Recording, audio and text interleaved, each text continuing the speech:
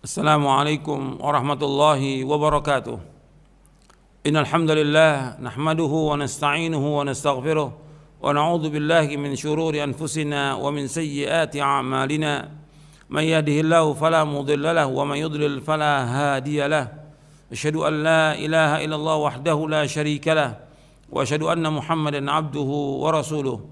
Allahumma salli wa sallim wa barik ala nabiyina Muhammadin wa ala alihi wa sahbihi ajma'in.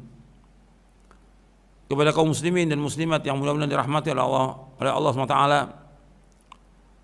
kita akan membahas tentang keutamaan sedekah. Keutamaan sedekah ini puluhan, banyak sekali keutamaannya.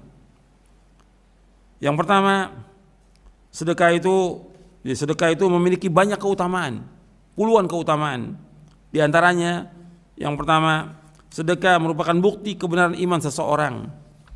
Sedekah itu bukti kebenaran seseorang. Nabi bersabda SAW, as-sadaqatu burhan. Sedekah itu merupakan burhan, artinya bukti.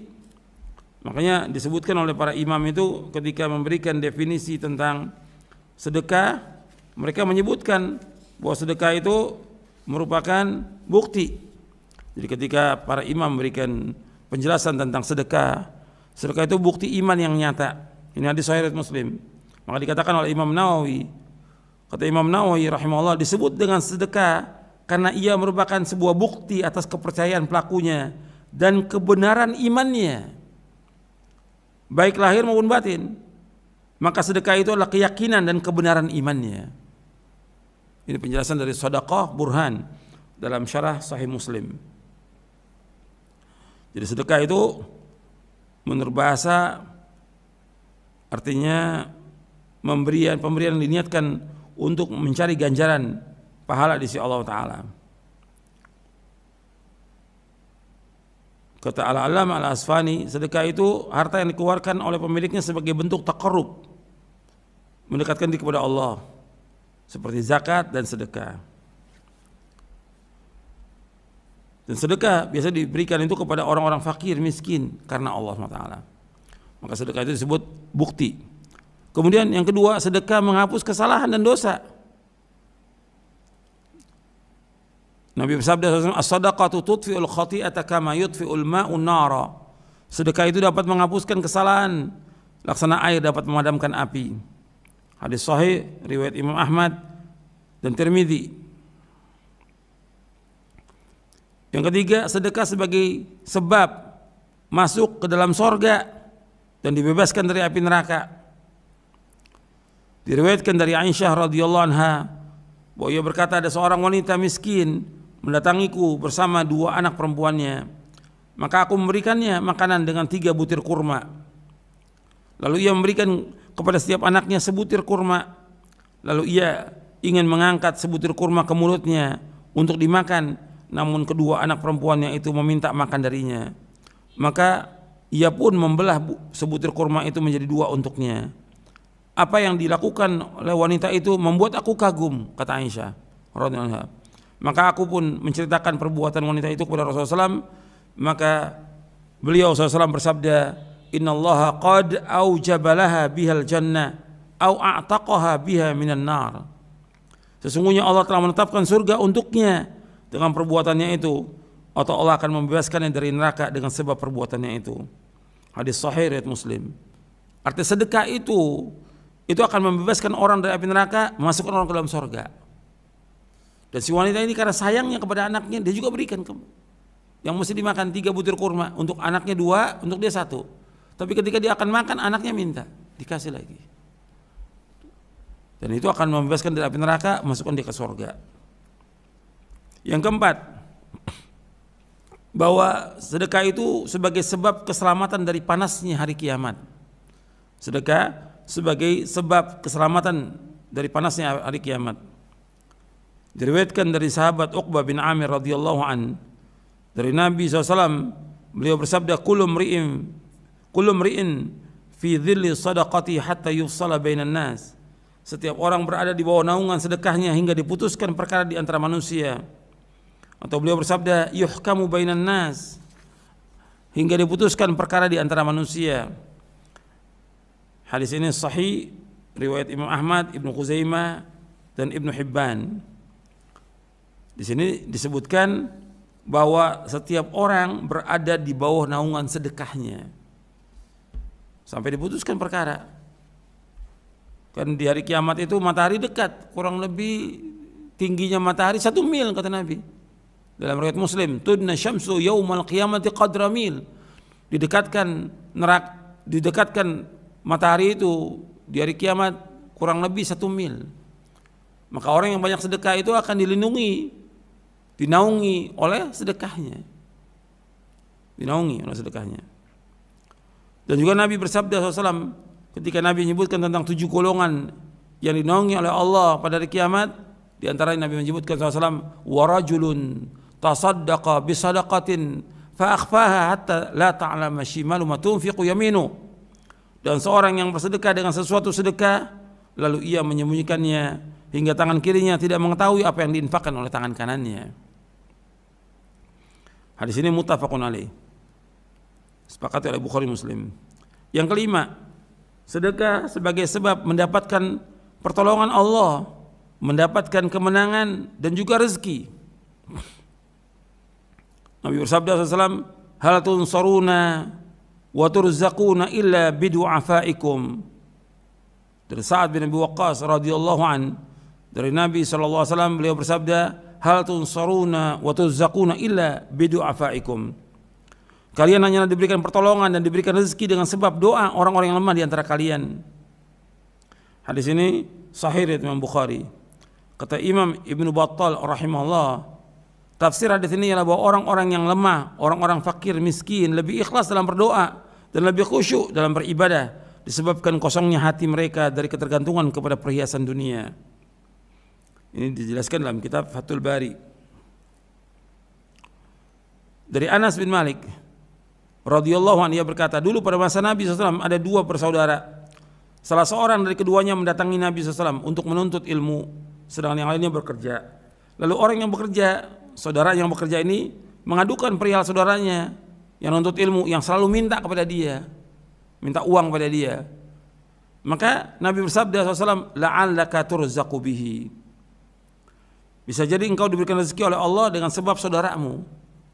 Artinya adanya orang-orang yang lemah sekitar kita itu banyak menolong kita, banyak membantu kita, dan rezeki kita ada, dan kita diberikan oleh Allah kesehatan dan yang lainnya. Itu adanya orang-orang di antara kita. Ini yang harus kita perhatikan ini kepada orang-orang yang bekerja. Dia umpamanya punya perusahaan atau dia punya usaha yang punya karyawannya mungkin ada 5, 10, 50, 100. Perhatikan dalam kondisi seperti ini memang kita mengalami kerugian, tapi jangan di PHK mereka, kesian. Ini perhatikan ini. Kadang-kadang kita nggak perhatikan bahwa perusahaan kita, usaha kita berjalan ini bukan setahun 2 tahun, bertahun-tahun, dan kita udah mengeruk keuntungan yang luar biasa sudah. Ketika kita mengeruk keuntungan itu, ini semua karunia dari Allah SWT. Yang kedua, itu ada bantuan dari orang-orang miskin yang kerja dengan kita. Buruh-buruh itu membantu kita. Gak bisa kita kaya sendirian tanpa buruh, gak mungkin. Tanpa pegawai gak mungkin.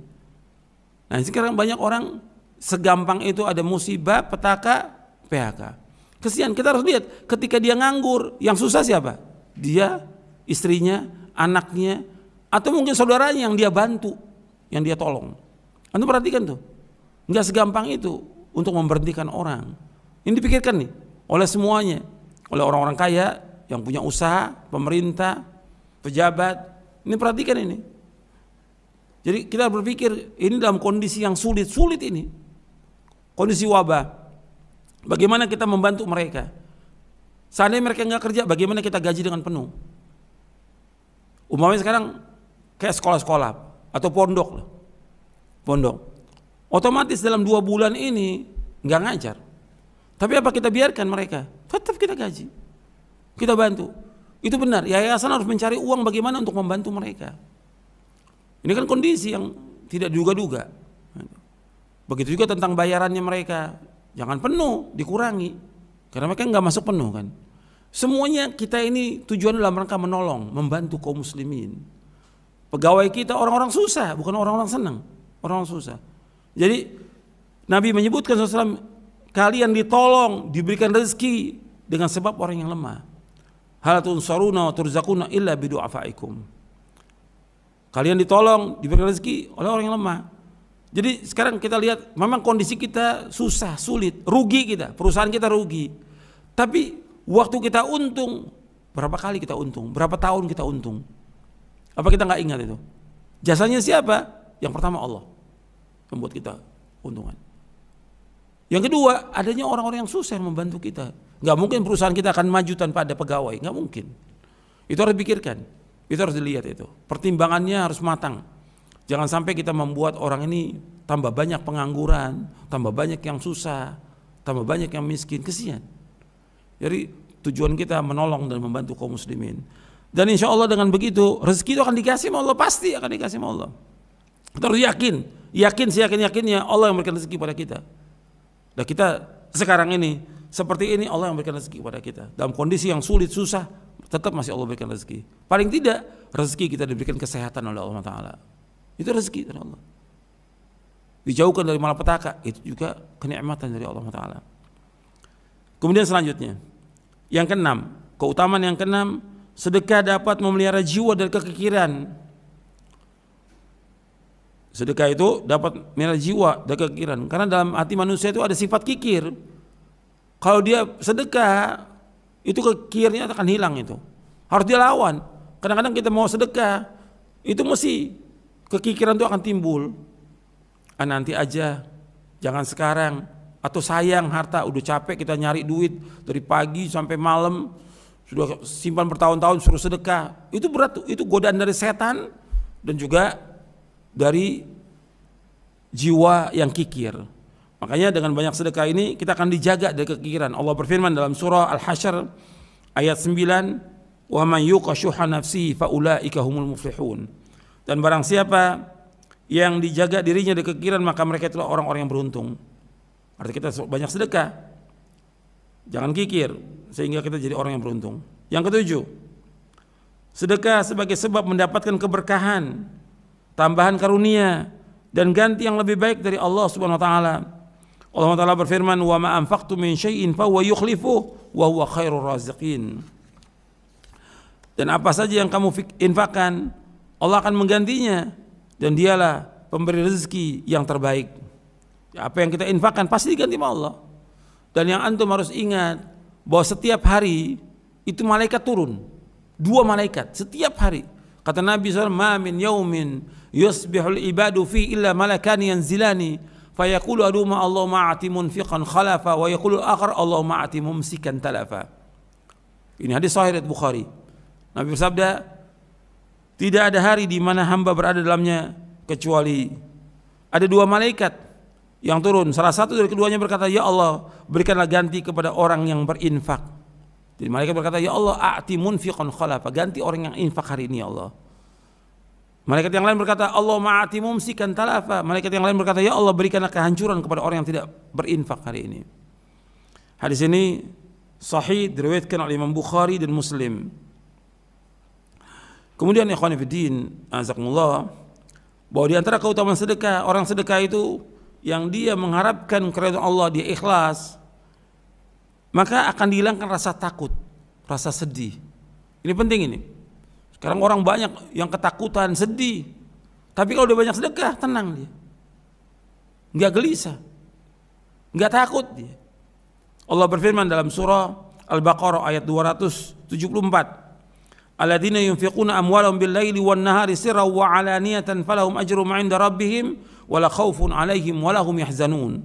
Orang-orang yang menginfakkan hartanya di waktu malam dan siang secara sembunyi maupun terang-terangan, mereka mendapatkan pahala di sisi Allah. Tidak ada rasa takut pada mereka dan mereka tidak bersedih hati. Dengan banyaknya sedekah, enggak takut mereka. Enggak takut fakir, enggak takut miskin. Dia enggak takut. Dan juga tidak sedih hati dia. Karena dia yakin dengan dia sedekah itu akan diganti oleh Allah, akan diberikan rezeki oleh Allah, dan akan dilipat gandakan. Maka yang ke-9, bahwa orang yang bersedekah itu akan dilipat gandakan pahalanya sesuai dengan kadar keikhlasannya. Allah berfirman dalam surah Al-Baqarah ayat 261, "Matsalul ladzina yunfiquna amwalahum fi sabilillah kamatsali habbatin ambatat sab'a sanabila fi kulli sumbulatin mi'atu habbah wallahu yudha'ifu liman yasha' wallahu wasi'un alim." Perumpamaan orang yang menginfakkan hartanya di jalan Allah seperti sebutir biji yang menumbuhkan 7 tangkai. Pada setiap tangkai ada 100 biji.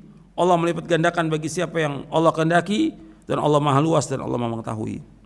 Artinya orang-orang yang berinfak di jalan Allah itu akan dibalas oleh Allah sampai 700 kali lipat. Itu bayangkan itu.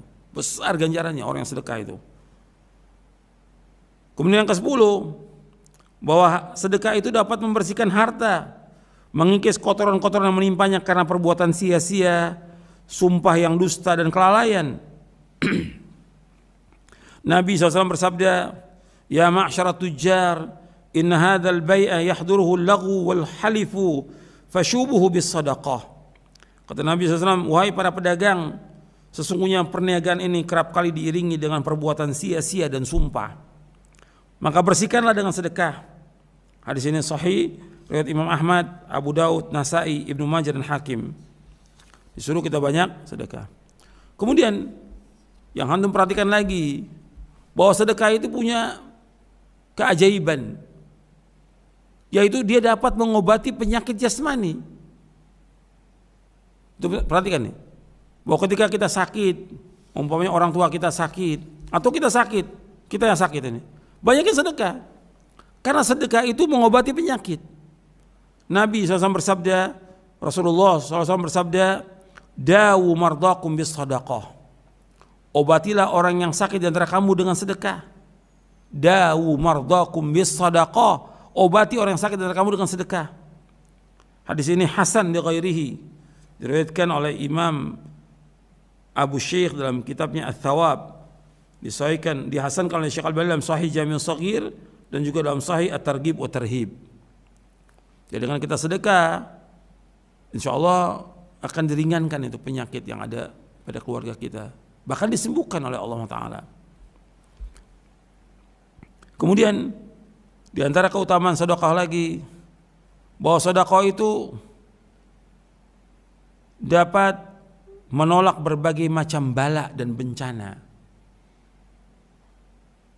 Sebagaimana dalam wasiat Nabi Yahya alaihissalam kepada Bani Israel, yang kemudian Nabi bersabda SAW kepada para sahabatnya, "Wa amurukum bis sadaqah fa inna mathala dzalika kamathali rajulin asarahu al-aduwwu fa awthaqu yadahu ila unuqi wa qaddamuhu liyadribu unuqah fa qala ana afdihi minkum bil qalil wal katsir fa fada nafsahu minhum." Kata Nabi SAW, "Aku memerintahkan kalian supaya bersedekah."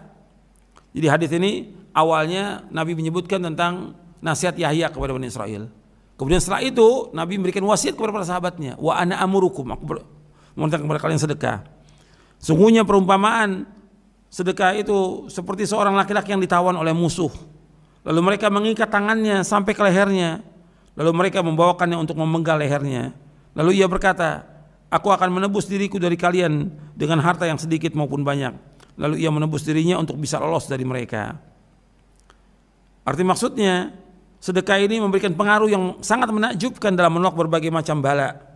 Sesungguhnya Allah Ta'ala menolak berbagai macam bala dengan sedekah. Ini perkara yang sudah dimaklumi dan sudah dicoba oleh orang.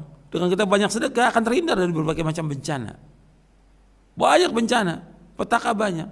Banyak orang yang sering kehilangan, apakah uangnya, HP-nya atau yang lain. Coba dia pikirkan, mungkin dia kurang sedekah.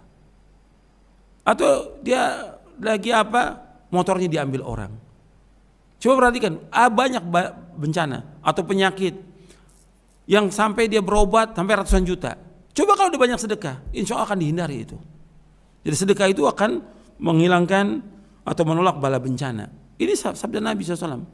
Dan riwayat ini riwayat sahih, diriwayatkan oleh Imam Ahmad, Tirmidzi, Ibnu Hibban dan Hakim. Kemudian yang terakhir, Yang terakhir, bahwa sedekah dapat memadamkan bagi dirinya panasnya alam kubur. Ingat itu, kita berlindung selalu kepada Allah dari azab kubur, azab kubur. Kita berlindung kepada Allah.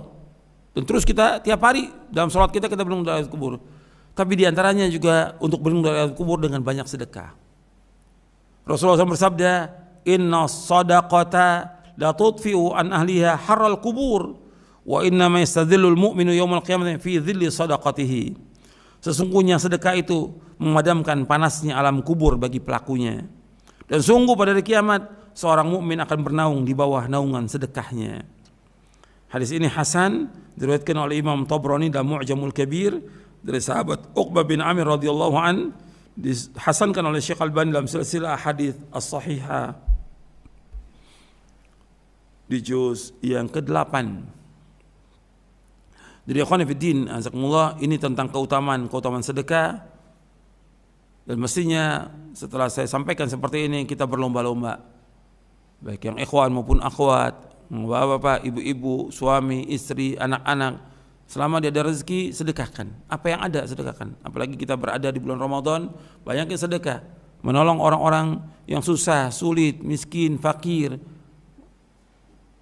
memberikan makan untuk buka puasa, memberikan makan untuk sahur, dan yang lainnya. Tapi semua harus dilakukan dengan ikhlas karena Allah, bukan untuk pamer, bukan untuk riya, bukan untuk bangga, bukan untuk dikenal, bukan.